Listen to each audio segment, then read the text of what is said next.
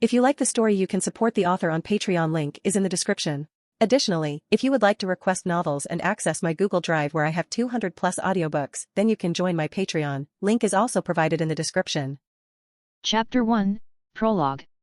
A young man wearing black sweatpants and a black hoodie entered what appeared to be an abandoned warehouse while reading something on his smartphone. Standing 1.87 m tall with a lean build, he looked to be around 20 years of age. With black hair and brown eyes, he might not be the most handsome man ever, but he definitely catches the ladies' attention wherever he goes. Music and the voices of people could be heard in the abandoned building. Step by step, he made his way throughout the warehouse, until he reached a group of people. There were more than a dozen of them drinking, smoking, and having fun. "What the hell are you doing here, you punk?" One of the people there noticed the young man. "Are you the so-called Moriarty thugs?" Not even bothering to remove his gaze from his phone, the young man asked them. "We are, so beat it, before we beat the shit out of you," threatened one of the thugs. "Great." The young man put the phone in his pocket and finally looked at them. "Please die for me, so I can continue reading One Piece, thank you," he told them with a gentle smile on his face and pulled a gun from a pocket on his hoodie. Moments later, all the thugs were on the ground with a bullet in their heads. The young man maneuvered through the corpses until he reached their leader. He took a picture of the dead body to confirm his successful kill. "This is starting to bore me. Maybe I should find something else to do." The young man lamented and started leaving the building while reading on his phone. As he left the abandoned warehouse, he was greeted by a man in a black suit. The man had long black hair, and his facial features were obstructed by a weird shadow. The only thing visible on his face being a mischievous smile. "A pleasure meeting you, Lumen Terminus," the man in the suit said with a bow. The long-haired man had a weird presence, and had he not said a word, Lumen would have not even realized he is there. Although surprised, he kept his composure. "It seems I've become famous. You know me, but I have no idea who you are. I would be shocked if you knew me." The man in suit chuckled. "I go by many names, but I prefer Loki the most." "Loki as in the god of mischief?" Lumen asked and put his phone in his pocket. No, I am not a god. I am an Axis, but you could consider it as a god-like being," Loki answered. "And what does an Axis need of me?" Lumen questioned, while his hand was already gripping the gun in his hoodie. "I'm here to offer you a gift, and in exchange, you will be sent to a very special place," Loki replied with a grin. "And what's that special place that you will send me?" Lumen asked while contemplating whether to shoot the weirdo in the face. "I can't tell you that, but I can promise you, you will not regret going there. You will be able to experience the grand adventure that you always sought after," explained the Axis with a giggle. Lumen didn't trust a word from the weird man but decided to humor him. "And what about the gift?" "That I can. You seem to be fond of that One Piece manga, so I have prepared a very special devil fruit for you," Loki answered with another chuckle. All that laughing irked Lumen, and he thought the man was mocking him. He pulled out his gun and shot the Axis in the face. "I don't enjoy being ridiculed." Just as the bullet was about to hit Loki in between his eyes, it stopped moving. The Axis pinched the bullet with his fingers and it disappeared. Afterward, he snapped his fingers and the gun in Lumen's hand vanished as well. "But I am not making fun of you. I truly am here to give you a gift. Believe me, you will regret not taking my offer." Lumen was astonished at the supernatural powers that Loki displayed. After seeing that, he was inclined to believe the Axis. "So what is this special devil fruit that you spoke of?" Lumen questioned. "Well, it's a combination of the strongest Paramecia, Zoan, and Logia types. Unfortunately, you lost your chance of getting it the moment you shot me," Loki answered with another snicker and a tablet appeared in his hands. "Now, you will have to play the lucky roulette game. You can choose 3 different devil fruits from each type, and you will have to roll 3 times for each type. You don't have to worry about eating more than one, and you don't have to worry about being weak to water as well," Loki explained with a grin. "What do you mean I can eat more than one? Wouldn't I explode if I do so? And how come they won't have a weakness to water?" Lumen asked him. The laws of the One Piece world have no meaning in the place that you are going since devil fruits don't exist there. I can give you a more detailed explanation, but you wouldn't understand it," Loki answered. "The important part is whether you would take my offer or not." "Sure, Why not? Lumen answered without hesitation. The moment he agreed, the tablet in Loki's hand slowly floated in front of Lumen. After scanning through all the available devil fruits, he selected 3 from each type. Once he was done, the screen changed to a roulette with his chosen devil fruits. He couldn't help but notice that there were other devil fruits that he didn't choose on the roulette. The ones that he selected could be considered as one of the best, but the others there were one of the weakest. Why are there other devil fruits here? Ah, repercussions for not taking my initial offer. Loki chuckled. TSCH. Lumen smacked his lips and pressed the roll button. A small figure that resembled him appeared and started rolling around the devil fruits. The figurine tumbled around until it landed on a paramecia type. After that all other paramecia types disappeared from the roulette. The figure continued rolling afterward and landed on a Logia and Zoan type as well. Once all the devil fruits were selected, the tablet vanished. My, oh my! It seems you are quite unlucky. I spent quite a bit of time choosing the best of the best, and you didn't roll a single one of them, how disappointing. Loki said with another chuckle. The Axis clapped his hands and 3 devil fruits appeared in front of him. All of them had weird colors and shapes on them. Now before I give them to you, and sent you off, I will give you a day worth of time to say your goodbyes since you will be leaving this world. No need. Just give them to me now and send me to that special place. Lumen told him since he didn't have anyone close to him. His parents had died to a bunch of thugs when he was 10 years old and he didn't have any close friends that he cared about. He trained like a madman and by the age of 17, he became a professional assassin. Since then, he has been going on missions or reading manga. So be it. Loki chuckled and the 3 devil fruits swiftly flew into Lumen's body. At first, he felt no different than a second ago, and he thought he was cheated, but then the pain hit. Lumen's body started heating up and every single cell in his body was being destroyed and rebuilt anew. He lost all of his senses and almost passed out, but he pushed through. He wanted to sleep through the pain, but he instinctively knew that if he did so, he would never wake up again. Lumen didn't know how long the pain lasted, but to him, it felt like a lifetime. At some point, his body cooled down and he regained his senses. I guess I forgot to mention the pain, hey. Lumen heard Loki chuckling in the background. Now that we got that out of the way, it's time to you open the door. Lumen wanted to ask what he meant by that, but then everything turned black and he heard a weird voice in his head. What do you desire? Money and wealth? Honor and pride? Authority and power? Revenge? Or something that transcends all of them? Whatever you desire, is in here. What the hell was that and where am I? Lumen questioned himself after he regained his senses. He looked around and noticed that he is in a giant, archaic hall. Engraved on the walls were strange-looking creatures and giant beasts. As he was observing the pictures, he heard a voice from behind him. It seems irregulars are popping left and right these days. Creator's thoughts. Gunner runner. Thank you for reading. Leave a comment if you enjoyed or if you have any suggestions. Comment. 56 comment. Vote. Chapter 2, First Test. Turning around, Lumen saw 2 humans, and a weird-looking creature walking up to him. The creature's skin color was pure white, and he was wearing blue shorts and a blue sleeveless hoodie. His head resembled that of a rabbit, except that it didn't have eyes. It only had a slit resembling a mouth on his face. The creature also had blue orbs embedded in his hands and feet, and it was carrying a staff that had the same blue orbs on each end. The 2 humans with him were a female and a male one. The male one was very short and was wearing a green explorer's jacket and green pants. He had white/silver hair and carried a backpack that was as large as him. Nothing that impressive, considering his short stature. The female human was exceptionally beautiful. Lumen had to admit that she is the most attractive woman that he has ever seen. She looked slightly shorter than him with piercing red eyes. Her hair reached her ankles and it was tied in a ponytail with a red stylized fascinator on the left side of her head. Her clothing consisted of a white long-sleeved jacket, black shirt, red tie, red skirt, and black leggings. She said something to the smaller human next to her while pointing at Lumen, but he didn't understand a word she said. I just sent off one irregular, and another one pops out right after. The white creature chuckled, in the same manner, Loki did, annoying Lumen in the process. Nevertheless, I welcome you to the tower, young man. My name is Hedon, and I'm the guardian of the first floor of the tower. What is your name, young man? Hedon asked. My name is Lumen.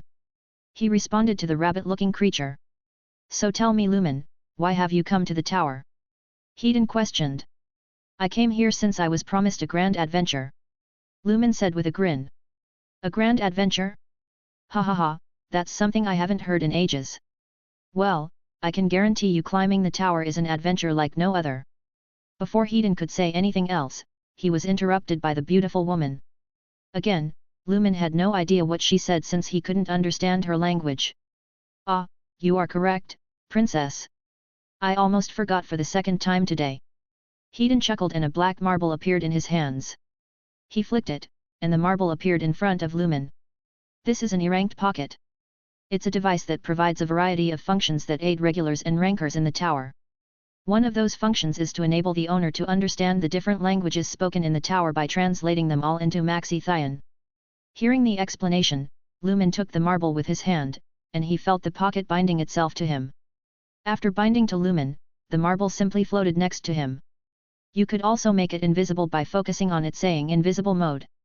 Doing as told, the pocket disappeared from view. Despite that, Lumen still felt its existence. What an interesting little thing. Lumen said. Now that we got that out of the way, I think it's about time we get started with your test. Unless you want to get kicked out of the tower, that is. Heiden smirked. Nah, I would like to see what's so special about this tower. Lumen answered him back. Haha, the tower is definitely special. Whether you are looking for wealth, immortality, or absolute power, you will find them all up there. Heiden said while making gestures with his hands. Afterward, he walked up next to a wall. We are missing one of our objects for the test, but we will make do with what we have. Heiden tapped a wall with his staff. With a rumble, the wall slowly lifted itself, revealing what's behind it. There a cage stood with a weird blue substance inside it that almost resembled water. A giant eel with wings was swimming around in the blue substance. The eel's body was red, and it had a steel-like armor covering it from the middle up until its head. Wow! Is this what Sea King looks like? Lumen questioned in surprise. I don't know what a Sea King is, but that's a white steel eel. They live in highly dense Shinsu environments, like the one you are seeing. This time it was the beautiful woman that explained. She then turned towards Heiden. What are you going to make him kill it now? That's exactly my plan, Heiden replied while grinning creepily. You really don't like letting irregulars climb the tower. Even though this one looks a little bit more handsome and has a better physique, Evan said he feels no special power from him. Even regulars from the 20th floor would have trouble killing a white steel eel. The black-haired woman complained to Heiden. I simply give suitable tests for irregulars. It's his choice whether he wants to take it or not, Princess Yuri. So what do you say, Lumen? Heiden chuckled. So this substance is not water? And does the eel have any special abilities? Loki had told him that he wouldn't have a problem with water, but Lumen didn't want to experiment with his life to test if it's true or not. Nevertheless, he was excited since this was an opportunity to test out his devil fruit abilities. Despite being a divine fish, the white steel eel only has a strong physical body with no special powers. While Shinsu is a substance that flows through and is produced by the tower. In lower concentrations, its density makes the substance act like a gas, but in higher concentrations, it behaves like a liquid. This time the silver-haired dwarf answered. Perfect! Lumen exclaimed and started moving towards the cage. Are you crazy? Why would you give your life away just for some stupid adventure? Princess Yuri got in his way and stopped him. Princess Yuri, I hope you are not planning to interfere in this test as well. You already did it once, and I can't allow you to do it again. Please stay out of this. Heiden told her with a friendly, yet threatening voice. Since Yuri was standing right in front of Lumen, he got a closer look at her. Observing her up close, she was by far the most beautiful woman he has ever seen. Her face was perfect and her red eyes made it even more alluring. She also had just the right proportions to her body. Princess Yuri, is it? How about we make a bet? If I pass this test, you will go out on a date with me. Lumen asked her with a smile. He was confident that he would be able to kill the beast since it didn't have any special powers. Yuri is also exceptionally beautiful, so it's a win-win situation. The princess was momentarily surprised by Lumen, but she responded with a wide grin. You haven't even entered the tower officially and you are already courting a princess of Zahard? You are just as daring as Urak. I like that, but what will I get if you don't pass the test? If I don't pass the test I will die or be kicked out of the tower. Nonetheless, he didn't think that he will be killed by the eel. After all, he has a Logia type of fruit. So you have nothing to give in me, is that what you are saying? Yuri questioned. You can just say you are scared to lose. Lumen told her with a playful wink. Me scared? You're on. Let's see what makes you so confident. Yuri pouted and moved out of his way. Before stepping into the cage, Lumen put his hand in to test out if he will lose his powers. Feeling no drain on his power, he stepped in fully inside the cage. Once inside, the Shinsu felt like water yet not. Despite it being in a liquid-like state, it didn't prohibit his movements in any way. Being surrounded by the substance, Lumen felt like a fish in the water. It was a very weird feeling for him, but he didn't hate it. As Lumen entered the cage, Yuri turned to Evangelist. What do you think his chances are? What do you see? I don't see anything. I believe he has no chance of killing the eel. Evan's answer caused Yuri to frown. What is this? Is a princess of Zahard getting worried over a male? Hedon ridiculed her from the side. Mind your own business, rabbit. Hissed Yuri. The white steel eel was angry that its previous prey not only injured him but also escaped as well. Seeing a new one entering the cage, it felt excited at the chance of filling its belly, and immediately rushed him. Since he was in an unknown environment, Lumen didn't plan on showing all of his powers, unless it is necessary.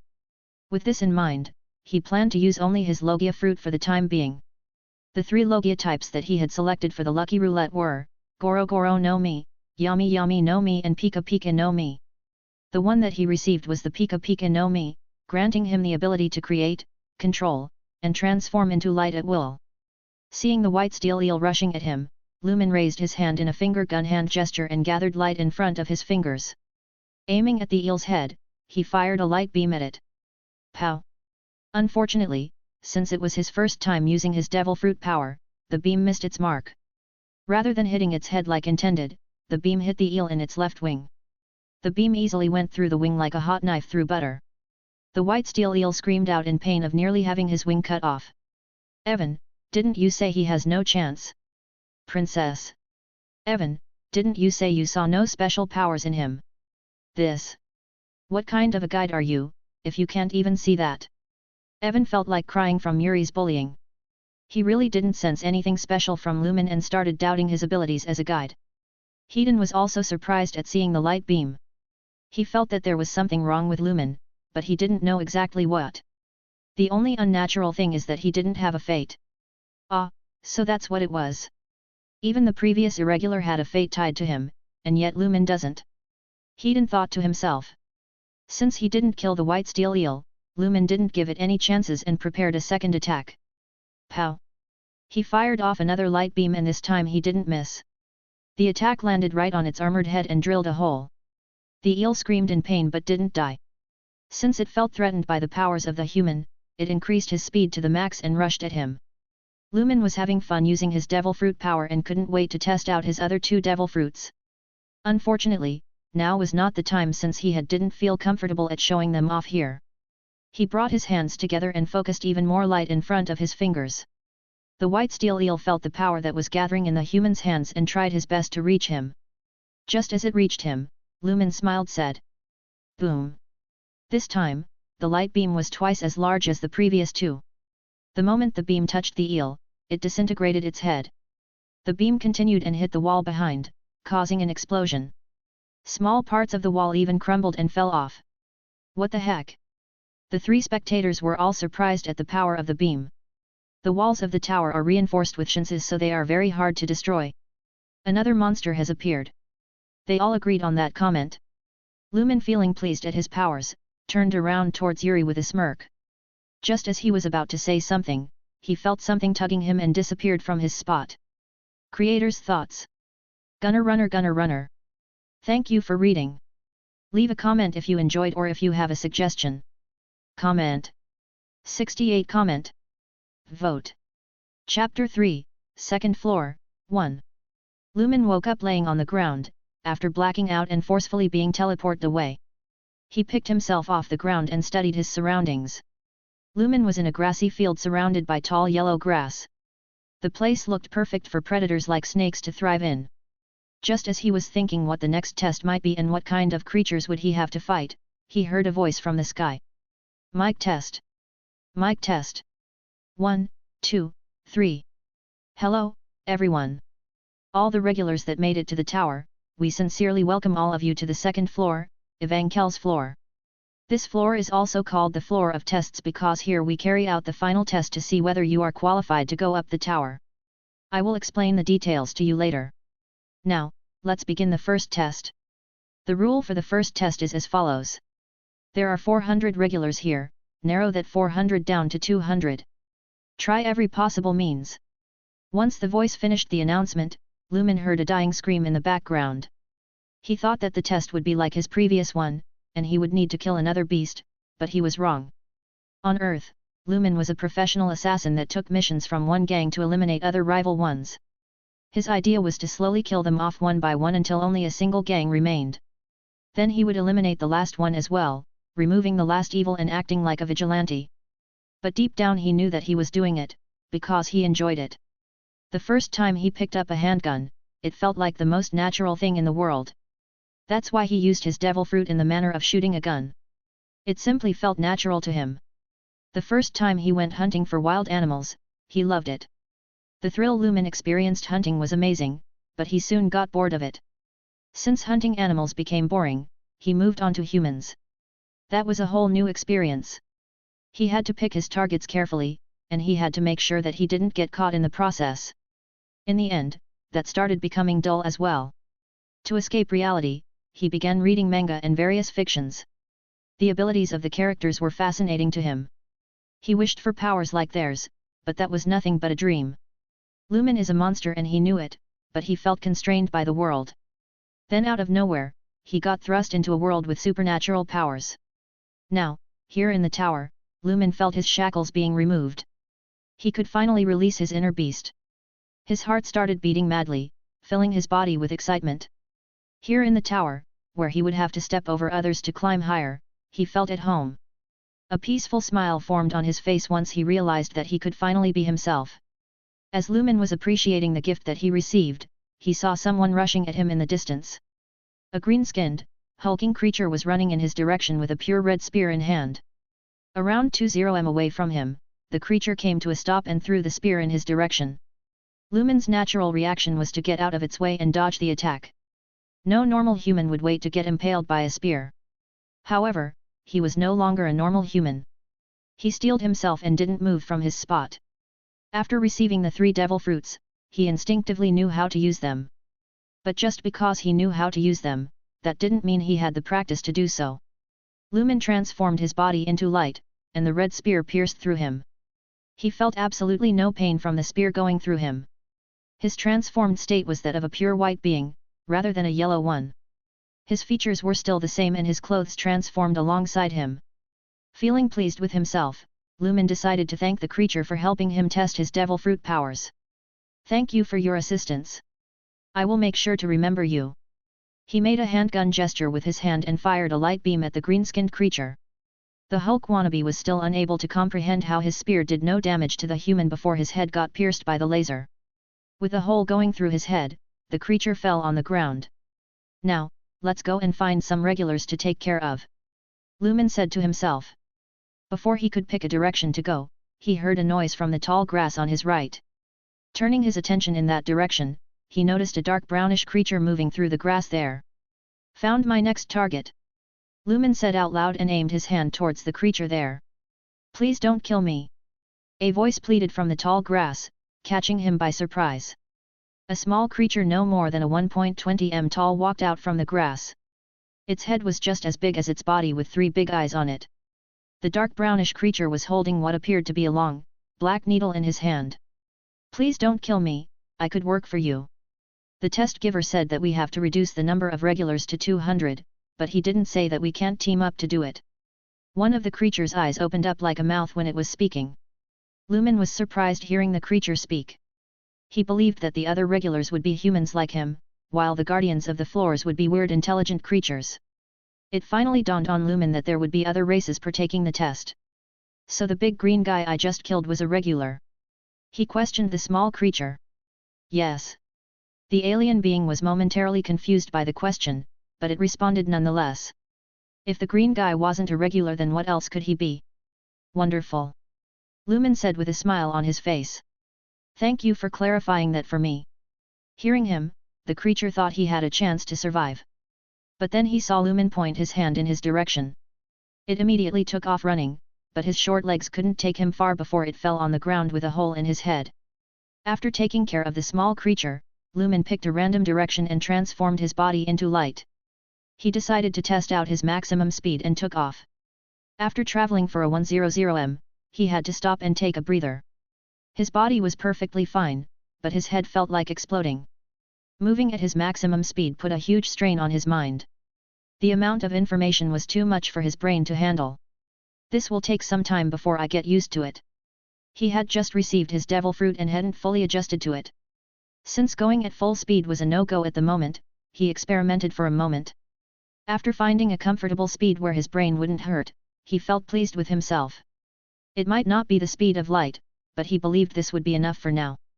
With that out of the way, he continued in the direction he initially picked. After traveling for a few minutes he found two people fighting. Both looked human, but one of them had 6 eyes. The 6-eyed alien was using a large needle while the human had a sword in his hands. Lumen observed the fight for a moment, to see how those in the tower fought. Both of them looked to be stronger physically than humans from Earth, but they weren't anything special. He was expecting more from them and wondered how they managed to pass the test from the first floor. Then again, they did call him an irregular and maybe they had a different test from him. He still didn't know what's the difference between an irregular and a regular. After a minute or so fighting, the 6-eyed alien drove the needle-like weapon through the human's heart. Since there was no point in watching anymore, he shot the alien with a light beam in the head and took care of him. Lumen picked up the large needle and decided to test it out. He wasn't much of a close-range fighter, but that could change in the future. He picked another direction and continued on his way. The next target that he found was a large 6-armed, red-skinned alien. Standing at least 6 m tall, he was towering over Lumen. When he was 20 m away from the alien, Lumen sped up to his maximum speed for just a second. With the needle in his hand, he pierced right through the 6-armed alien. Before the green blood of the alien could reach him, he was already a distance away from him. This is really fun! Lumen exclaimed while panting from the mental exhaustion of going at light speed. After a brief rest to calm his throbbing head, he continued searching for more regulars. This time he found a group of them. 2 human-looking men were fighting while 2 more women were watching on the side. The men had purple skin and were over 2 m tall. The women, on the other hand, were no more than 1.7 m tall and looked identical to humans. The only difference being that they had green and purple hair. The 2 men were nicely lined up for him, so Lumen took aim and hit them both with his light beam. They didn't stand a chance and the laser easily pierced through them. Seeing the 2 purple-skinned men be killed by him, the women looked at Lumen in fear. They had tricked the 2 men to fight each other for their affection and planned to kill the victor. Unfortunately, both men were eliminated by Lumen. The 2 women had heard stories of regulars and rankers from the upper floors, that have amazing powers, but they didn't expect to meet someone so dangerous on the 2nd floor. Lumen looked at them with a smile and aimed in their direction. Before he could fire his light beam at them, he heard the voice of the test giver. Mic test. Everyone stay where you are. The first test is over now. The remaining regulars stop what you are doing and listen carefully. Any regulars fighting from now on will be eliminated. The 200 regulars who passed the first test, congratulations to all of you. It's a bit of a rush, but a short second test will be carried out right away. The challenge for the second test is getting teammates. There are 200 remaining regulars here. From those who remain, find 2 regulars to be your teammates. For your reference, we are giving you a 5-minute time limit. Okay, starting now, make a team of 3. If you don't make a team in 5 minutes, you are eliminated. Oh, and one more thing, to be considered a team, you need to be touching some part of your teammates' bodies when the time limit is over. Then, to all of you, good luck. After hearing the test giver, Lumen looked at the 2 females in disappointment. Both of them did look like beauties and could easily be models on Earth, but Lumen didn't discriminate when killing. There's also the fact that they paled in terms of beauty when compared to Princess Yuri, who he met on the first floor. He wanted to play around with his devil fruit powers a bit more, but the test had already finished so he had no other choice. Well,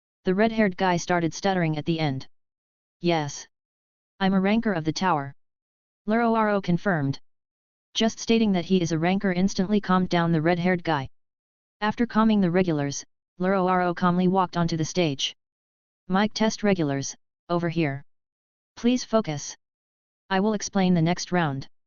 Before that, to give you some brief information about myself. I'm your test administrator, ranker Loro. Nice to meet you.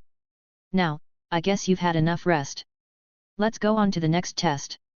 But before that, there will be a little pre-test.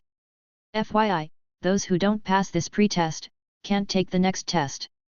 Hearing him, most regulars looked confused and wondered what the test might be. Haha. Don't worry. It's a really simple pre-test. Relax. Well now. The pre-test begins. Loro raised his hand and started shaking it from left to right.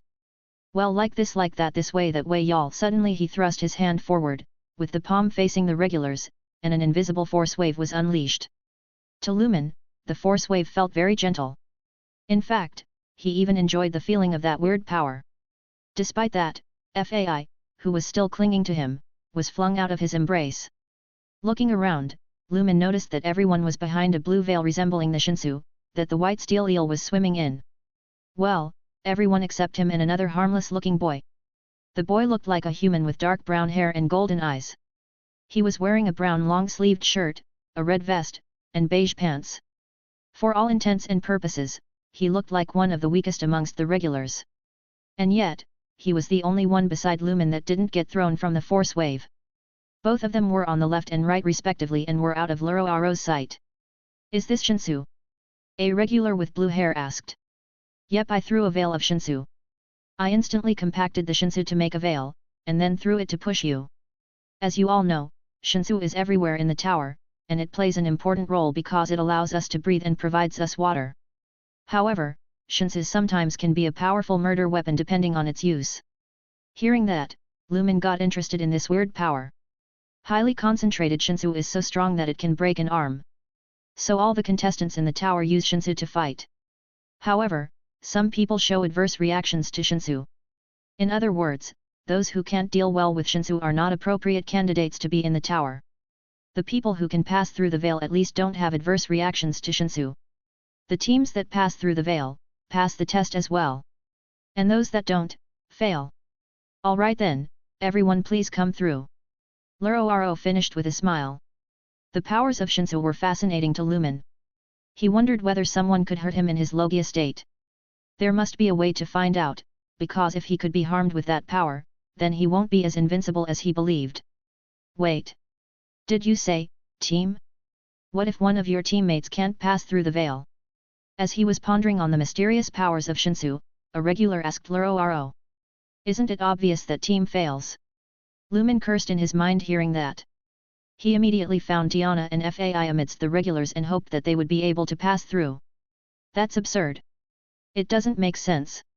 Someone complained from the regulars. Absurd? What is? Loro asked with a mocking smile. It's not fair to be eliminated because of a teammate. That's just bad luck. Thankfully someone said exactly what Lumen was thinking. Hey! Do you know what's the most important thing to go up the tower? Loro asked. Seeing no response, he continued. It's luck. The luck to have a strong body, the luck to be smart, the luck to be rich, the luck to escape from death, the luck to save a teammate. The only reason you have come so far is because you were lucky. And now you say it's absurd to test luck? Stop your gibbering and just take the test, you regulars. Lumen wanted to protest, but he stopped himself. Was he not lucky to meet an Axis? Was he not lucky to receive the 3 devil fruits from him? Was he not lucky to be sent to the tower? The administrator was correct. The only reason he was in the tower is because of luck. Hopefully, his luck won't run out here. I don't know why, but I didn't have a problem. To take the test. I should go out and come in again, right? The brown-haired boy asked Loro. The administrator looked at the harmless boy with a serious face. Feeling the pressure of the gaze, the boy turned around to go behind the veil. I'll go back out. It's a test after all. No, Mr. Bam. You're in.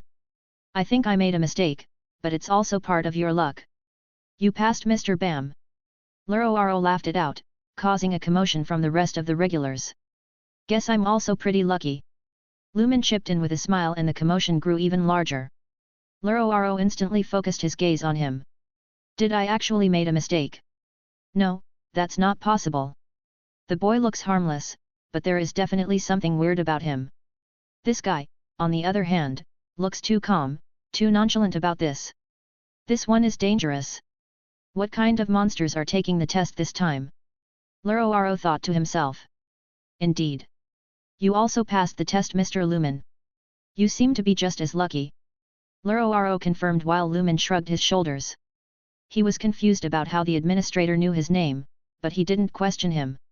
Since he passed the test, Lumen walked up to the stage and plopped himself on the ground. Bam, the black-haired boy, seeing someone else who had passed the test, walked up to him and introduced himself. After that, the harmless boy sat down next to him in silence. Both of them didn't have anything to talk about, so they simply observed the rest of the regulars. Mr. Bam, Mr. Lumen, both of you looked quite bored. How about chatting with me for a while? Luro came up to them and sat down as well. While we are waiting for the rest of the regulars, how about playing a game? Let's guess which regulars will be the first to pass through the Shinsu. If you get it right, I will answer any questions you ask. In return, if I'm right, you'll have to answer what I ask as well. What do you think? Luro proposed. I will pass. Lumen politely refused since he didn't trust the blonde administrator. What? Really? Sounds good. Bam, on the other hand, was more than happy to accept.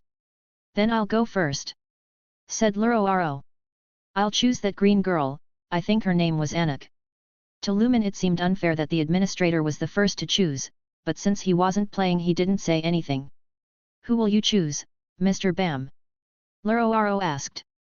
I also choose the green girl.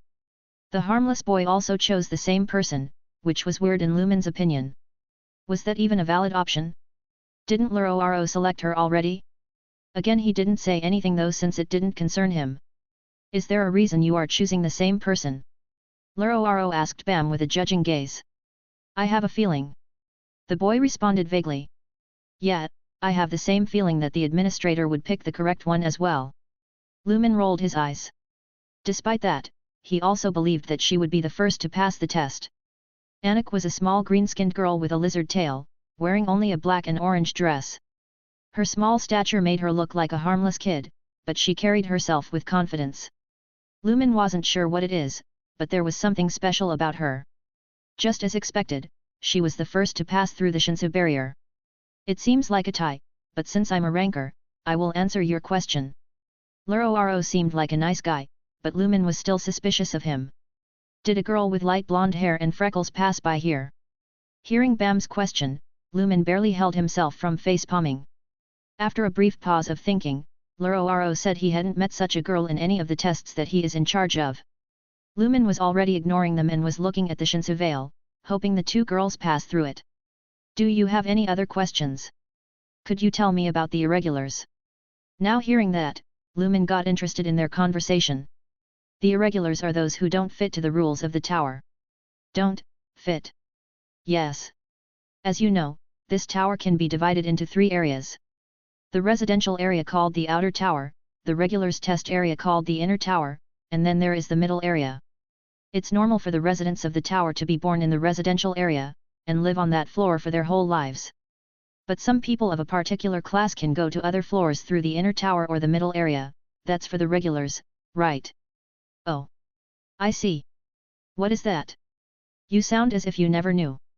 And no. Of course, I knew. Inner tower. Outer tower.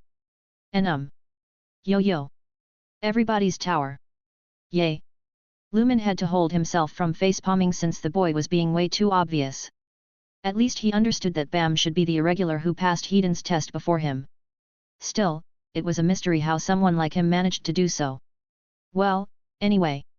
In the case of regulars, they live in the residential area and when they show their talent to go up to the tower, they get the right to enter the tower. There are some other cases too, but all of them are chosen. That's what they have in common. The sorting of the regulars is done by Hedon, the administrator of the tower. And all the regulars who have been sorted eventually gather here. So Hedon is the administrator of the tower.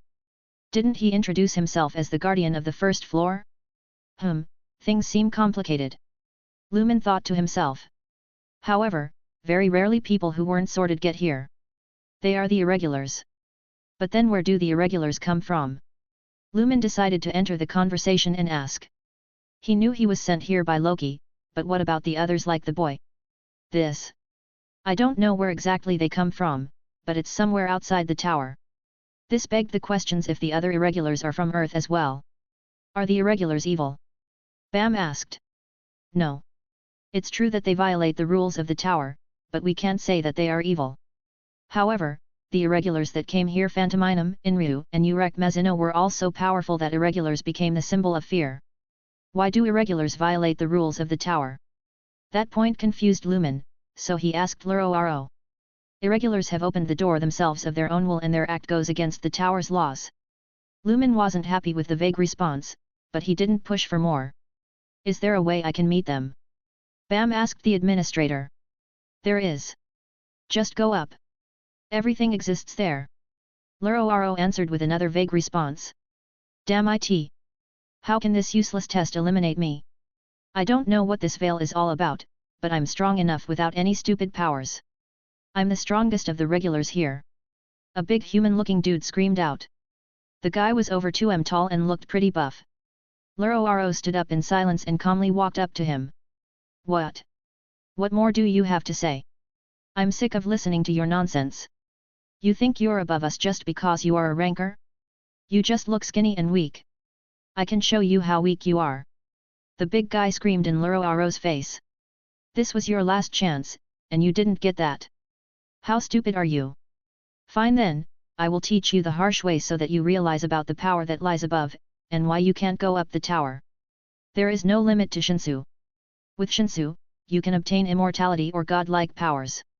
There are rumors that Inryu the Notorious can create a living being using Shinsu. However, as it is for every man, we each have our own limits. Power started radiation from Luro and Shinsu started swirling around him. When one faces an opponent with infinite possibility and discovers his limits, he falls into despair. The Shinsu that Luro was gathering focused on the big guy and he started screaming in pain. He lasted no longer than a second before he fell on his knees. The veil of Shinsu was my last show of mercy before you enter the tower and fall into deeper despair. Those who don't qualify, get lost. Clutching his head, the big guy screamed even louder. Feeling pain? The concentration of Shinsu on you is routine above the 30th floor. Do you get it now? The reason you can't go up the tower. It's not like you were not strong enough, or your effort wasn't enough. It's just because, you just weren't one of the chosen ones. Go back to the floor you came from, you are not qualified to climb the tower. Luro released the Shinsu around the big guy and left like a total badass. Lumen was watching the spectacle in wonder. Seeing the show of power, he was excited to try and learn how to control Shinsu. But that would most likely be after he learns how to use his own devil fruit powers first. The big guy, on the other hand, started crying and screaming why is he not a chosen, but no one paid him any more attention. Luro walked back to them and sat down. Isn't God cruel? When he first shows you the world, it seems like you can have anything in this limitless world. But one day he appears again and tells you this is your limit although there are so many things that you still want to get. Hearing him, Bam hugged his knees and asked. Mr. Luro, do I deserve to go up the tower? Well, I wouldn't know. But I'm sure, there will come a time when you have to stop your journey, and I just hope that you find what you are looking for. Whatever that is. Creator's thoughts. Gunner runner. This chapter turned a bit longer and an info dump one. Sorry, uneasy face, but at least we got it out of the way. Thank you for reading. Leave a comment if you enjoyed or if you have any suggestions. I'm still waiting for ideas on floors and tests, please help. Comment. 40 comment. Vote. Chapter 5, Second Floor, 3. Lumen had a lot of questions on his mind. Is he actually an irregular? Supposedly, the other irregular had opened the door to the tower by themselves. He didn't since he was sent here by Loki. Was it a misconception and the other irregulars were sent by other axis as well? Where do the other irregulars come from? Are they also from Earth, or are they from someplace else? The boy Bam should be an irregular, and he is searching for a girl. Is she also an irregular, or is she the axis that sent him here? So many questions, yet so little answers. What are you thinking about? A voice broke him out of his thoughts. Fai was looking curiously at Lumen while Tiana was watching him in disgust. It seemed that the two of them had passed the Shinsu veil while he was lost in thought. Lumen didn't answer her, and breathed a sigh of relief, thankful that he wouldn't fail the test because of them. He would prefer if he could climb the tower on his own, but he was stuck with the girls for the time being. Lumen had a lot of questions for Bam, but now was not the time. He would ask the boy later when the two of them are alone with no prying eyes around them. More and more regulars passed the veil, and in a matter of minutes, the pre-test finished. Those of you who passed the test, make a line. The next test will be on a first-come first-served basis. Luro made an announcement and left afterward. Lumen and the girls got a position around the middle of the line. When all the teams lined up, a blonde woman walked in. She had a headset on her head and was wearing black pants and a black and yellow shirt. Following behind her was a floating creature with a black and yellow shirt. Hi. I'm the test guide, Yellowy. Cheerfully she introduced herself. The test will be conducted one team after another. The remaining teams, please wait and follow the instructions of the guide robot. After her instructions, the first team entered another room. Since there were at least 20 teams before them, Lumen decided to play around with the pocket that he received. The device allowed him to freely communicate with the other races, so he wondered what else it could do. Fascinating! Lumen exclaimed after 30 minutes of playing with the small thing. It could act as a phone by storing contacts, calling someone or sending them a message. It also had a clock and a timer as well. It had something like a bank account linked to it with a points-based currency. Lumen currently had 0. It also had an inventory system with 2 cubic meters of space. If Lumen knew about it earlier, he would have stored a few of the weapons he got from the previous test. All in all, the pocket seemed like an incredible, and he wondered who created it. The line had shortened quite a bit, and a lot of teams had already entered the room. Despite that, not a single one exited afterward. From time to time, you could even hear screams coming out of the room. Lumen wasn't scared of the screams, but the girls were another story. They were terrified of the unknown that's awaiting them in the next room. As it got closer and close to their turn, the girls got even more anxious. You two seem to be very worried. A girl with black hair and glasses spoke from behind them. Are you not? We don't know what's in there. For all we know, it could be a terrifying monster. Fai answered her. Maybe, but I have a clue that I could share with you. The girl with glasses said with a proud smile. And why should we trust you? Tiana skeptically questioned. Well, I don't want to brag. The black-haired girl said and pushed her glasses up. But I'm extremely intelligent. Stop acting cool and tell us the clue. Fai demanded. Fine, fine. From what I've deduced, the next test has to be passed in 5 minutes. Every time we hear a scream from that room, the team was in there for over 5 minutes. Glasses girl said. Really? We will see about that. Tiana was suspicious of the girl with glasses and didn't trust her. Since another team was just entering, she could see if her clue is correct. 7 minutes later, a scream was heard from the other room. See, I told you so.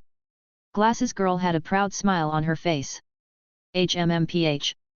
Tiana pouted in response. Another team entered, and the girls set up another timer, to see how long they would take. Lumen believed there is some credit to the clue given by Glasses girl, but rather than focusing on the team that entered, he focused on the teams behind them. He noticed a member of another team walk up to a different team, and start a conversation with them. He couldn't hear what they were talking about, but it looked suspicious. 4 minutes later, the team that entered passed and another one entered. The girls set up another timer while Lumen focused on observing the teams after them. He found at least 2 people separating from their teams to go talk to another one. Interesting. Something seemed wrong about this, but he wasn't sure what.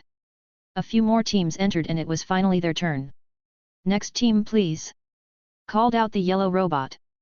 The test starts when you open the door beyond this one. I will open the door for you. Yellowy told them with a smile. Lumen and the girls entered a small hallway with a door at the end. After entering that door, they found themselves in another giant room.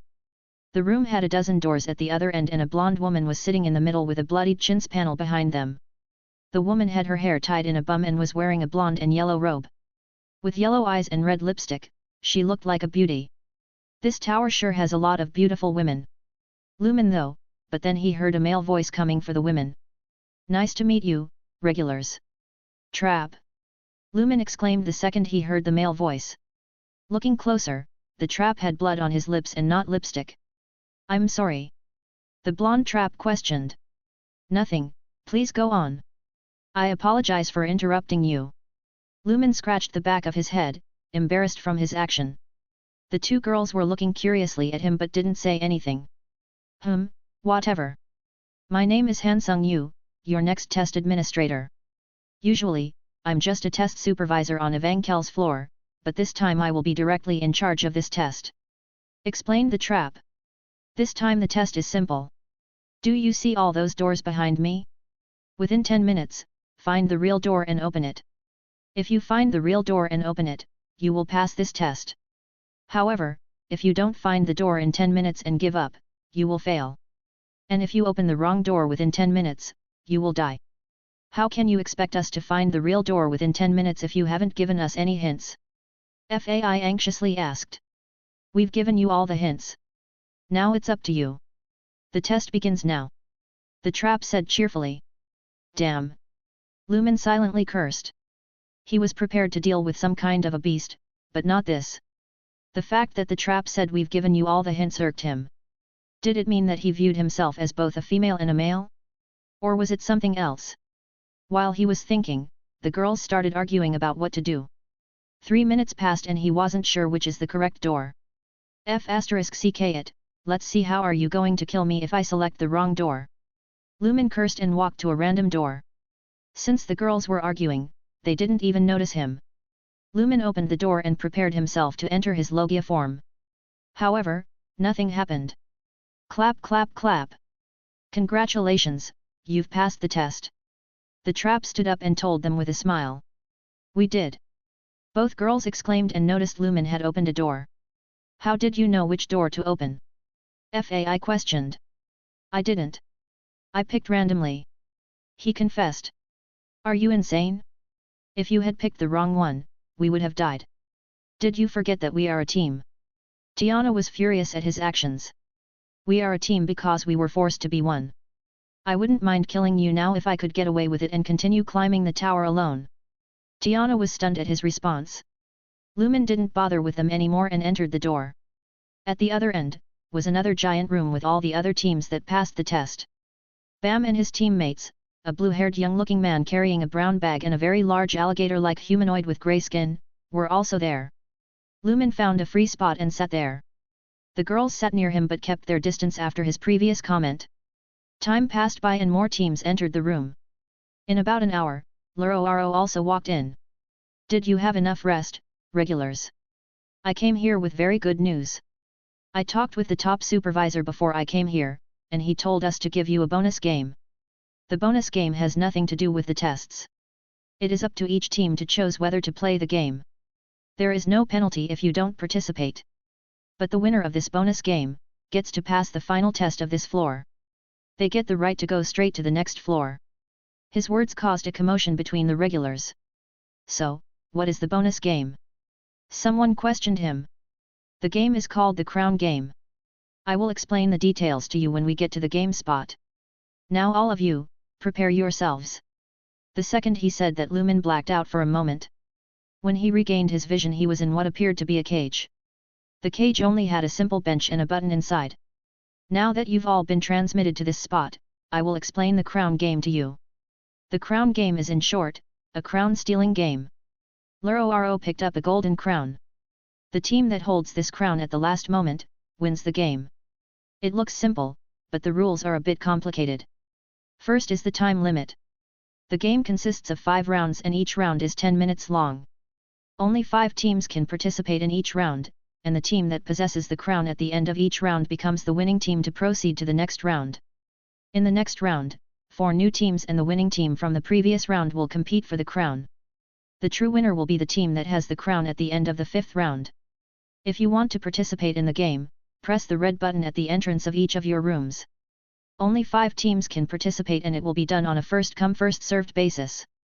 If several teams press the button simultaneously, the team that participated the most will get the chance. But there is a way to finish the game early. That is to sit on the throne wearing the crown before 5 minutes have passed. The moment someone sits on the throne, the round automatically ends, and the sitting team becomes the winner of the round. However, some movement will be restricted. If there was a winning team at the end of the previous round, that team may keep the crown. But at least one team member must stay seated on the throne, wearing the crown. If the crown wearer comes off the throne or loses the crown, that team will be eliminated from the test. And if another team takes the crown and sits on the throne, that team wins the round. Well, although there are a lot of rules and limitations, the point is that the team with the crown at the end of the last round is the winner. Don't think too much, you just have to steal the crown. Oh, and one more thing. Another team from another test spot will be participating. Also, check the details in the instructions book next to the buzzer. Now let's start the game. He announced and placed the crown on the throne. Afterward, he disappeared from the arena. A yellow, cube-like object floated at the top of the arena and the voice of Loro could be heard coming from it. The crown game begins. I will count to 5. So the teams that want to participate must press the buzzer during the count. Creators' thoughts. Gunner Runner. Thanks for reading. Leave a comment if you enjoyed or if you have any suggestions. Comment. 18 comment. Vote. Chapter 6, Second Floor, 4. After Loro's count, only 2 teams decided to participate in the first round. Anake, the green-skinned lizard girl, was a part of one of the teams. The 2 alongside her were a guy wearing a purple tracksuit and black-haired young man carrying 2 swords. Carrying a green needle-like weapon that ended with a hook, Anake walked ahead of her teammates, planning to face the other team alone. Don't you dare cut in! She told her teammates. What? Alone? Are you insane? The other team wasn't happy and though she was looking down on them. Be serious. Do you think we are fools? A guy with 2 swords from the other team exclaimed. Serious, you said? Well, it's up to you. Anake cheekily replied. Okay. I will be serious with you. Alone as well.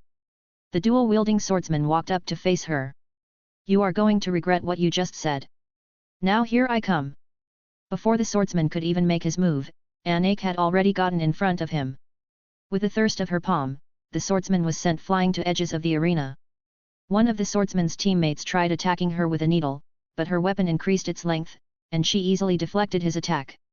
The last teammate tried sneaked in a hit and managed to punch her in the head. However, that didn't even faze Anake. Grabbing his wrist, she flung him into the walls of the arena, like throwing a sack of potatoes. The guy using a needle tried sneaking in an attack, but Anake caught his weapon and threw him to the wall as well. Within a minute, Anake manhandled the whole team on her own. Her strength and speed was beyond anything Lumen has ever witnessed. Just looking at her small stature, you would never expect her to have so much power hidden inside her. Lumen was getting excited and wondered if she would be able to survive one of his lasers. The other team, all slowly got up. Showing that although weaker than her, they had exceptional physical strength. Since they stood no chance in a direct confrontation against Anake, they chose to beat her using the rules of the game. Each member of the opposing team made a beeline towards the crown that was sitting on the throne. Before they could reach the crown, Anake appeared on top of the throne with a burst of speed. Using the ability of her green hook to extend its length, she sent the other team flying. She grabbed the crown afterward and wore it on her head. Since 5 minutes hadn't passed yet, they automatically won the round. Now give me the crown, Anake. You 2 can fight while I'm on the throne, said the guy wearing a purple tracksuit. He looked to be the weakest from the 3. I won't. I don't want to. Anake denied him and found a comfortable position on the throne. Since the throne was too big for her, she was laying sideways on it, with her tail cutely dangling in the air. What can we do with you in the chair, you dumbass? Screamed out the tracksuit guy. As Ms. Anake sat on the chair before 5 minutes elapsed, this round winner is the team of Anak, Shiplisu, and Hatsu, Loro announced. Meanwhile, the tracksuit-wearing guy started arguing with Anake that he should be the one sitting on the throne. But no matter what he said, Anak simply ignored him. Now that the first round is over, a reminder for you. The one who sat on the king's throne with the crown, can't get up from the throne until all rounds are over. The tracksuit-wearing guy wasn't happy with the announcement and complained to Loro. However, that didn't faze the administrator at all. I told you the details are written in the instruction book. I did tell you to read the rules next to the button, didn't I? Let's begin the second round of the crown game. Because there was a winning team in the previous round, only 4 teams can join this time. I'll start counting now. Teams that want to join should press the button before the count is over. After his count, only 2 teams decided to participate. The tracksuit guy and the swordsman had to each face off against a team on their own. The black-haired swordsman was very impressive. He unsheathed one of his swords and sent it flying in the air. The other he held in his hands. Despite being attacked by 2 regulars simultaneously, he managed to defend and push them back. The tracksuit-wearing guy, on the other hand, had a lot of trouble with dealing with the other team. One of the regulars from the other team was even covered with a blanket and peacefully sleeping while the other 2 didn't look special in any way. The 2 fighting the tracksuit-wearing guy didn't have perfect teamwork, but they managed to tie him down. Just as he was about to be killed, the swordsman managed to beat the other team and save him. Now with the fight being a 2 vs 2, the other team's odds looked low. His teammates are risking their lives fighting, and he is sleeping? It's a shame such a scum was chosen. The administrator of the base floor can make mistakes, hey. Annoyed by the sleeping guy, the swordsman sent his sword in the air, planning to go after him first. I don't like killing, but scums are an exception. If you don't want to fight, wake up and get away. Or else, you will be the first to die. It seems that the sleeping guy heard him since he woke up from his slumber. Without even saying a word, he raised his arm up with light gathering around it. What? Exclaimed Lumen seeing his actions. That looked almost identical to the way he used his own powers. A laser-like attack was fired off in Anak's direction. The beam didn't look to be as fast as Lumen, and the lizard girl managed to evade it while still being on the throne. The confusion caused by his attack allowed his teammates to get past Anak's team and attack her directly. The swordsman and the tracksuit-wearing guy snapped out of their confusion and rushed to help her out. As Anak was dodging their attacks, the sleeping guy managed to sneak in another laser-like attack. This time the beam hit her straight on. Give us the crown. I can attack you from anywhere. The sleeping guy said, thinking that he had seriously hurt her. Unfortunately, Anak seemed to be fine, albeit with a little damage done to her dress. Nevertheless, the lizard girl seemed pissed. The bait was not for you, you jerk. What do you think you are? Holding her hook, the look in her eyes changed to a crazy one. Ignition. As she said that, the weapon's size changed dramatically. It grew so big that it could easily cover the whole arena. I will kill all of you. The guy with a blanket was barely able to avoid being struck by that gigantic weapon. Did you say, I can attack the throne wherever I am? Then I can say I can attack everywhere from this throne, you stupid jerk.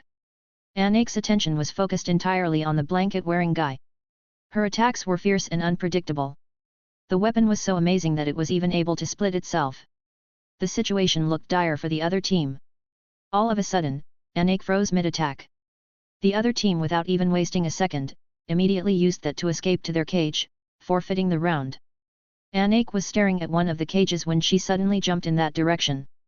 Using her weapon she destroyed the bars of the cage and entered. Lumen wasn't able to see what transpired there, but shortly afterward, Loro gave an announcement. There are no other changes to the game, which means Anak's team lost this round. So the next round starts without a winning team. Well, let's proceed with the next game again, regulars. The next round, Bam's team and 3 others entered the game. Before everyone could take any action, the blue-haired guy from Bam's team reached the stage in a matter of seconds. Oh, now this feels better.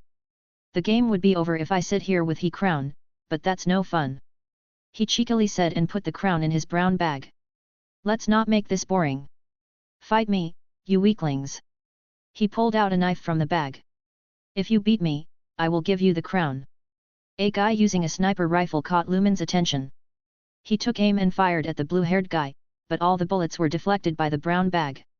There wasn't even a scratch left on the bag. On second thought, this is a bit troublesome, I changed my mind. He pulled out the crown from the bag and threw it on the ground. You guys fight. The other teams, angry at his cockiness, banded together to fight Bam's team. A regular who looked like his body was made of shadow rushed at the blue-haired guy. Before he could attack him though, his body got sucked in by the leather bag. Both the blue-haired guy and the alligator humanoid looked like exceptional fighters. The two of them managed to take down everyone, except a very small regular that looked like a squirrel. The regular had managed to sneak next to the crown and was planning to sit on the throne with it. Unfortunately, the blue-haired guy picked out another crown from his bag and looked at the small regular with a smile. Abracadabra, it's the fun and amazing duplicating magic bag.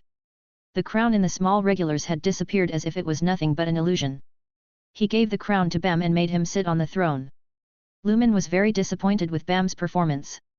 Since he believed him to be an irregular, he hoped he would show him something amazing. The next round began and only 3 teams decided to join it. A regular from one of the teams tried gathering the teams under one banner to fight Bams.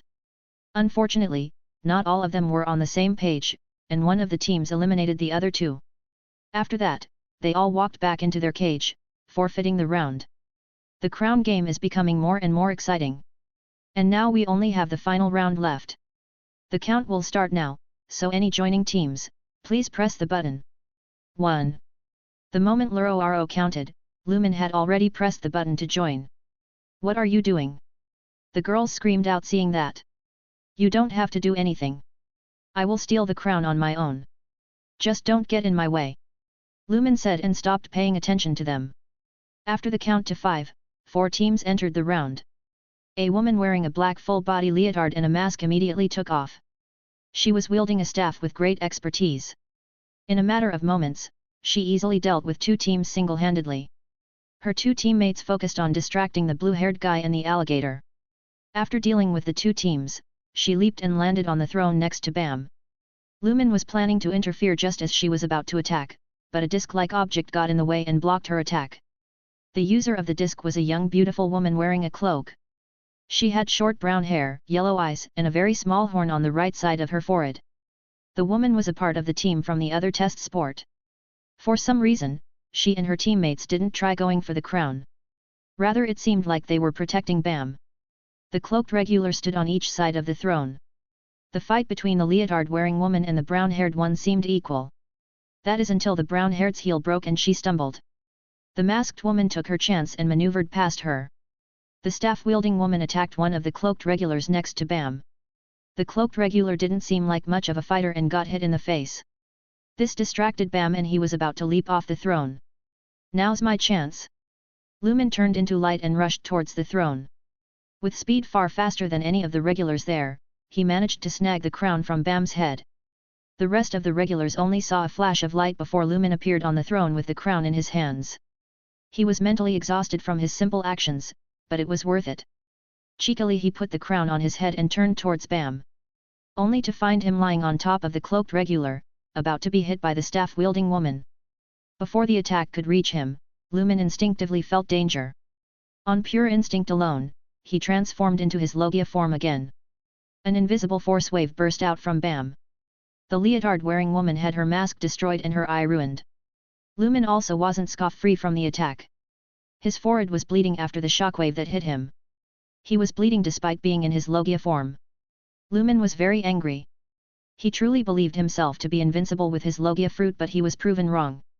To top it off, he was proved wrong by what he considered the weakest person there. Raising his hand, he was prepared to pay him back for the wound. Light started gathering and just as he was about to shoot him. Stop! Loro stopped him. The crown game ended. You've won the round, there is no need to take it further. Lumen cooled down and in a flash of white, the wound on his forehead disappeared. He stayed his hand but vowed to pay him back later. Creators' thoughts. Gunner runner. Thanks for reading.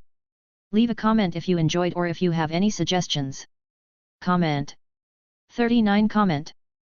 Vote. Chapter 7, 3rd floor, 1. Since Lumen sat on the throne with the crown before 5 minutes had passed, his team automatically won the last and final round. As the winners of the crown game, he and the 2 girls got sent to the next floor. Before being sent to the 3rd floor, they were each awarded 10,000 credits for successfully passing the 2nd floor by winning the crown game. I wish you luck, climbing the tower, regulars. the blonde trap said before sending them out. Lumen couldn't even look at him in the face after he initially mistook him for a female. After experiencing the now normal blackout moment, the three of them got teleported to what appeared to be a town square. They were standing in front of a giant fountain that resembled a big jasmine flower. As Lumen was looking around, he heard a female voice from behind him. So you are the rookies that I had to get up for.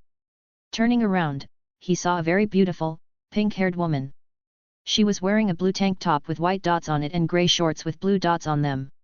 She also had a grey sleeping mask on her head and bunny slippers on her feet. Her tank top only covered her big bosom and revealed her flat yet muscular stomach. Her shorts covered only a very small part of her thighs, showing off her long legs. The shorts seemed to be put in a rush since you could see her blue panties sticking out to the side. There's only 3 of you, which is kind of odd, but frankly, I don't care.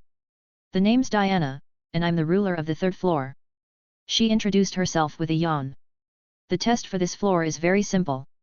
See that small tower to the north of you? All you have to do is register a team of at least 7 regulars and beat it. To register a team, you have to pay for each member by using your points. The small tower has a total of 3 floors. By winning on the last floor, you get the opportunity to get to the 4th floor of the tower. Tiana lazily pointed at a great tower in the distance. On the first 2 floors, you would have to fight a 2 vs 2 battle. If a regular fights on a floor, he won't be allowed to fight in any of the other floors of the small tower. On the 3rd and last floor, you would have to fight a 3 vs 3 battle. So you better choose who to fight on each floor carefully. On each floor, there is a guardian team. If you lose to the guardian team, your team will take their position, while they would get the chance of challenging the next floor of the small tower. Simple, right? Over here to the west of you, we have the residential area. Everyone can rent a room for the small price of 10 points a night. She showed them 20 apartment-looking buildings, that each had 10 floors. All the buildings looked identical to each other. To the east of you is the commercial district. We have restaurants and various shops that you could look through. All of the facilities are open 24/7. Those that have the points to spare would usually go there. There were at least over 30 different shops in the commercial district. And finally, to the south of you is the hunting area. Those that lack points can gather them there. There are a total of 4 creatures that you could hunt in the forest. Tiana pointed to a path that led to a forest. You have the fruit monkeys and their guardians, the iron monkeys. The fruit monkeys are small, brown, furry creatures that have a fruit growing on their back. Each fruit that you bring could net you 5 points at the commercial district. The iron monkeys are their bigger brethren. They have grey, metallic fur, however since they don't have anything useful on them, you can't gain points from hunting them. Then we have the red scythes and the elder red scythes. They are basically big insectoid monsters with red scythes. They love eating the fruits from the fruit monkey, so they tend to hunt them and offer them to the elders. You can sell a pair of normal red scythes for 50 points, and if you manage to hunt an elder red scythe, you could sell their 2 pairs for a total of 400 points. You got any questions, regulars? No? Great, I'm gonna go and take nap, please don't disturb me. Before anyone could ask her a question, Tiana disappeared from her spot. For a place that advocates stepping over others to climb higher, they sure like forcing you to make teams, don't they? Lumen thought. Without even sparing a glance towards Fai and Tiana, he immediately started going in the direction of the hunting area. Despite needing a team to pass the floor, he didn't want them as his teammates. He simply didn't trust their strength. Lumen really wanted to climb the tower and see all it has to offer, but for the moment, that wasn't his top priority. For the time being, the most important thing for him is to get used to his devil fruit powers and increase his own strength. He still hadn't gotten over the fact that he was injured, despite being in his Logia form. This reminded him of a phrase from One Piece: Logia users who think they're invincible tend to have short lifespans. Since people could hurt him in his elemental form in the tower, he had to do something about that. But right now, he just wanted to let out some steam. Exiting the small town, he entered the hunting area. The hunting area is a gigantic forest, filled with trees over 20m tall. After walking for around 10 minutes, he finally found a group of monsters. 2 fruit monkeys were being escorted by 4 iron monkeys. The fruit monkeys were no more than 1m tall and had a peach growing from their neck, while the iron monkeys were at least 3m tall with bulging muscles. Since Lumen wasn't trying to hide his presence, they immediately sensed him. Two of the iron monkeys rushed towards him while the other two stayed near the fruit monkeys. Lumen raised his hands and gathered light in both of them. The laser from his right hand easily killed one of the iron monkeys, but the laser from his left hand missed its target. He wasn't as proficient at shooting with his offhand as he is with his main hand. This has to change, he thought to himself. Lumen quickly shot the other iron monkey and turned towards the rest of the group. Unfortunately, they had already ran off and were nowhere to be seen. He didn't mind that much since he didn't come here for points. Continuing his exploration, he found a few more groups of monkeys. Each time he found a fruit monkey, they would have at least 2 iron monkeys guarding them. Any time he killed a few, the rest would immediately scatter and run away. Lumen managed to kill 5 fruit monkeys and over 20 iron monkeys. The 5 peaches that he got were all stored in his pocket. As he was exploring the hunting area, he finally found his first red scythe. They are basically big red mantises. They are over 2 m tall, and their forelegs that resemble red scythes are 60 centimeters long. Observing from a distance, Lumen watched as the red scythe decimated a group of monkeys. With every slash, the red scythe would either kill a monkey or sever a limb. Even the iron monkeys with their hard as steel fur couldn't take a single hit from it. In a matter of moments, the red scythe killed 4 fruit monkeys and 11 iron monkeys. It plucked a peach from a fruit monkey, and it was about to eat it before a laser beam went through its head. Using his light powers, Lumen severed its 2 forelegs and stored them in his pocket, alongside the peaches. He continued his trek through the forest for a few more hours, before he exited the hunting area. Lumen made his way towards the commercial district and found a building that purchased the monster parts. "Welcome to our establishment, customer. I haven't seen you around, so you should be one of the regulars that recently reached the floor. My name is Eli, how can I help you?" A cheerful black-haired girl asked him. "I'm here to sell the monster parts I've gathered." Lumen curtly replied to her. "You already went to the hunting area? You must be a part of a strong team. Place everything here on the counter and make your pocket visible. I would count the parts and transfer the points to your account," Eli cheerfully explained. Lumen pulled out 15 peaches and placed them on the counter. "That's a pretty good haul. You definitely are a part of a strong team," the girl commented, thinking that's all he had. Lumen smirked in response, took out 5 pairs of red scythes and placed them on the counter. Seeing that, Eli momentarily froze. Usually, you would need at least 5 regulars to properly hunt a red scythe. The regulars would have to have good coordination, and one of them would need to have a strong weapon or an exceptional ability to be able to pierce the tough carapace of the insectoid. To top it off, red scythes would use their wings and fly away, if they feel endangered. Seeing a newcomer bring not only a good amount of peaches but also 5 pairs of scythes, Eli didn't know what to say. What kind of a monster team has arrived? I better report this to the higher UPS. Though. Nevertheless, she quickly got out of her stupor and handled the transaction professionally. Eli transferred 325 points to his account, and he left the building. Lumen explored the commercial district and found shops that sold weapons, clothes, other items. He wasn't interested in the weapon or clothing shops, but 2 others caught his attention. The first one being the lighthouse shop. From what he gathered, a lighthouse is a cube used for gathering information and emitting light. It had options similar to a pocket, but it could do a few things a pocket couldn't. The ranks of the lighthouses ranged from 10F up to 10E. Lumen purchased the highest grade he could find for 4000 points. The lighthouse that he bought had an inventory space of 2 cubic meters. Combined with his pocket, he would have a total of 4 cubic meters of space.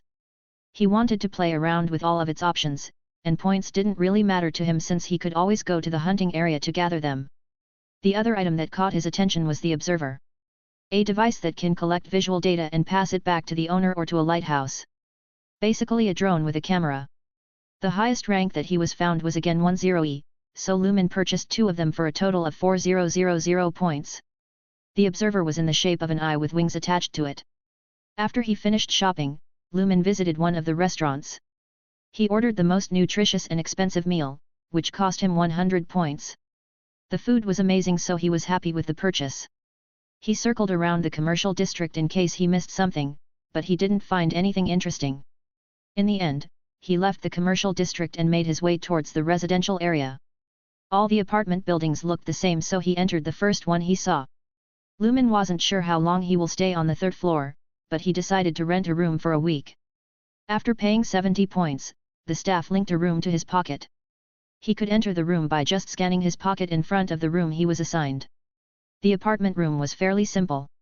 It consisted of a bedroom with a double-sided bed, a nightstand with a lamp on it and a wardrobe. Alongside that, there was a bathroom and a shower. After taking a quick shower, Lumen went to sleep for the night.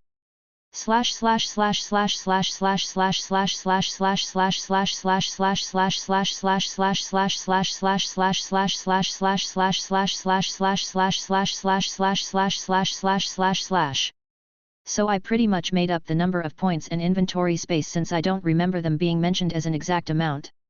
If anyone knows the correct numbers, please leave a comment so I can fix them. Creators' thoughts. Gunner Runner. Thanks for reading. Leave a comment if you enjoyed or if you have any suggestions. Comment. 46 comment. Vote. Chapter 8, 3rd floor, 2. Opening his eyes to the unfamiliar ceiling, Lumen was half expecting to wake up in his own apartment. The events from the previous day were so surreal that he was sure everything was only a dream. Meeting a godlike being, receiving powers from him, and then being sent to a weird place filled with alien races. His mind was delusional throughout the whole day, blindly rushing ahead, hoping to achieve as much as he could, before the dream ended. Now knowing that this is, in fact, his life, Lumen knew he had to prepare for the future. He was given 3 devil fruit powers, but unlike the characters in One Piece, he had no experience in using them. And that simply won't do. The scene of Anak throwing a regular 100M across the giant arena was eye-opening, to say the least. She looked like a small child, but her physical strength was through the roof. There's also that mysterious power Shinsu, that managed to harm him in his Logia form. That's something that he would have to look into and understand it better. On Earth, he was always prepared for the worst situation, but here in the tower that he knew nothing about, he wasn't. Lumen had to change that, but his top priority right now was to increase his personal strength and get used to his devil fruit powers. With that in mind, he left his room and made his way towards the commercial district. After ordering the most expensive meal, he started planning how he would spend his time in the upcoming days. Once done with his meal, he quickly passed through a shop selling clothes and purchased a few black sweatpants and hoodies that resembled his. The clothes cost him a total of 150 points. His last stop was the market where he purchased 10 bottles of water for 20 points. Everything was neatly stored in his pocket. With that out of the way, Lumen was ready to begin his training. On Earth, he preferred to use guns and keep his distance away from other people. Since no matter how good you are at fighting, a single lucky hit to the back of the head could leave you unconscious. He had taken a few fighting courses, but they were mostly as a last resort, in case he couldn't use his guns. Lumen's physical strength was enhanced by the Zoan fruit, but he planned to increase it even further. Stepping outside of the small town, he began his training. The first thing that he did is to use his Paramecia devil fruit, the Zushi no Mi. The 3 Paramecia devil fruits that he had selected were, Byoki no Mi, Cage no Mi, and Zushi no Mi. All 3 of them had different pros and cons, but they had the potential to be very strong. The Zushi no Mi allows him to manipulate gravity around a chosen location at will by sending gravitational forces. Using the powers of the fruit, he increased the gravity around him by 2x. He was planning to use the added pressure to further increase his physical strength. The effects were immediate, and he felt himself becoming heavier and more sluggish. Lumen started running circles around the small town with the increased gravity. After his first lap, he was already out of breath. Despite that, he pushed himself and continued running. Using what little breathing techniques he knew, he tried controlling his breaths to sustain his stamina for a longer time. His legs were burning, and his muscles were throbbing, but he kept running until his legs refused to take another step. In the end, Lumen managed to do 4 laps with the 2x gravity applied to him. Despite being done with his running, he left the 2x gravity on himself and started doing more physical exercises. The more he pushed himself, the more he started feeling the Shinsu around him. Each time his muscles throbbed, he could feel it wash over them, cooling them down. With each breath that he took, he felt it enter his body, recovering just a little bit of his stamina. The power was very mysterious, and it dawned on him how little he knew about it. An hour later, Lumen was breathing heavily and laying on the ground, too exhausted to even move his body. He laid there for another hour, enjoying the feeling of Shinsu washing over him. Regulars passed by him from time to time, but none came up to him. Most just glanced at him, snickered, and continued on their way, either entering the hunting area or leaving it. Once he recovered a bit, he stood up and began practicing his close combat skills. He had taken a few courses on kickboxing and taekwondo on Earth, and using that as a reference, he started practicing his punches and kicks. By the end of his training, Lumen barely had the strength to pass by the restaurant for his meal, and almost passed out before reaching his room. He initially wanted to practice his control over his light powers, but that was quickly scrapped and rescheduled for the next day. Lumen was so exhausted that he fell asleep while taking a shower. He woke up in the middle of the night and moved himself over to his bed. The next day, he continued his training, but he wasn't as exhausted at the end of it. That allowed him to practice his control over his devil fruit. So far, he has used the Pika Pika no Mi, to either fire light beams from his fingers or to enter his Logia form. He knew that the fruit had a much higher potential than what he was currently doing with it. Lumen racked his brain and tried to remember how Kizaru used the Pika Pika no Mi. The Admiral was able to fire off lasers from any part of his body, and he was able to fire more than 2 at the same time. Kizaru would combine his fighting techniques with his fruit, to attack at the speed of light. He also had a blinding technique where he would emit a powerful flash of light. And lastly, he remembered that he could create a sword made of light. With that in mind, Lumen planned to try and imitate his techniques. Despite having a reference, things weren't going as smoothly as he would have liked. He was easily able to get the hang of the blinding technique, but everything else wasn't as easy as it seemed. Watching someone do something, and doing that same action yourself, are two vastly different things. Shooting laser from his feet was uncomfortable for Lumen, to say the least. It just didn't feel natural, but that didn't stop him from trying. He also practiced firing more than one laser from his fingers and had some minor progress with that. Creating an armament out of his light was by far the hardest thing. Even with the fruit granting him control over the light element, the best that he managed to do was a spear made of light, that dissipated the second he lost focus. Lumen didn't even bother trying to combine his fighting techniques with his light speed, since not only were they lacking at the moment, moving at his maximum speed put an immense strain on his mind. On the third day, since Lumen came to the third floor, he didn't feel as sluggish with the 2x gravity on him. That being the case, he decided to increase the gravity to 3x. He felt even more pressure than the first day, but he pushed through. With the increased stress on his body, he felt the Shinsu around him with even greater clarity.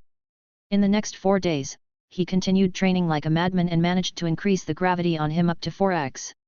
He also progressed greatly with his Pika Pika no Mi. Lumen was slowly turning into a training lunatic, but the feeling of improving every single day was novel to him, and he loved it. His points were quickly dwindling down since he didn't go hunting, and ate the most expensive and nutritious meal, 2 times a day.